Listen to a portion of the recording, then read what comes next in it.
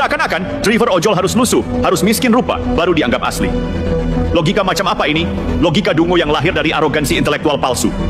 Maka, tepatlah jika analisis Roy dan Refli disebut sampah intelektual. Analisis yang tidak lahir dari penelitian, tidak bersumber dari fakta, tapi hanya dari dendam politik yang tak kunjung padam sejak Pilpres 2024. Roy Suryo, Anda seharusnya malu. Sejarah mencatat Anda pernah duduk di kursi menteri, tapi apa warisan Anda? Kontroversi demi kontroversi. Refli Harun, Anda pun seharusnya sadar, status pakar yang Anda pakai kini sudah kehilangan wibawa, karena setiap analisis Anda hanya berputar di lingkaran nyinyiran. Dan kini, keduanya dipermalukan di hadapan publik. Dipermalukan oleh bukti nyata. Dipermalukan oleh suara Lady Ojol. Dipermalukan oleh tindakan nyata Wakil Presiden Gibran yang membela rakyat kecil dengan turun langsung ke lapangan. Jadi mari kita catat baik-baik. Roy Suryo dan Refli Harun sama dengan penyebar kebohongan. Lady Ojol sama dengan saksi kebenaran. Wapres Gibran sama hadir nyata untuk rakyat. Mereka boleh terus menebar fitnah, tetapi pada akhirnya fitnah itu hanya akan kembali menghantam mereka sendiri. Dan hari ini kehormatan mereka sudah runtuh.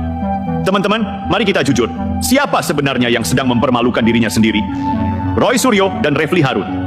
Mereka melontarkan tuduhan ojol kinclong, seolah-olah bisa membongkar skenario besar.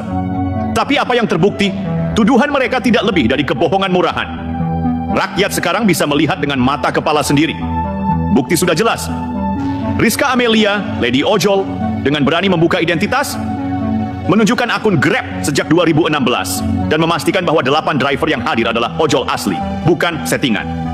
Sementara Roy dan Refli, mereka hanya bisa bersembunyi di balik mikrofon podcast, melempar narasi busuk yang akhirnya justru menjadi bumerang. Ingat baik-baik, ini bukan sekadar salah analisis. Ini adalah aib intelektual. 2 orang yang mengaku pakar ternyata hanya sanggup melahirkan fitnah. 2 orang yang mengaku kritis ternyata hanya sanggup menebar kebencian.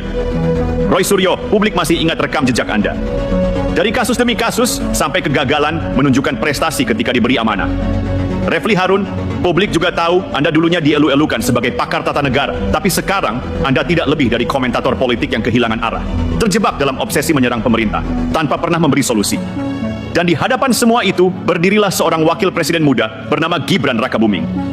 Ia tidak menjawab fitnah dengan kata-kata kosong, ia menjawab dengan aksi nyata.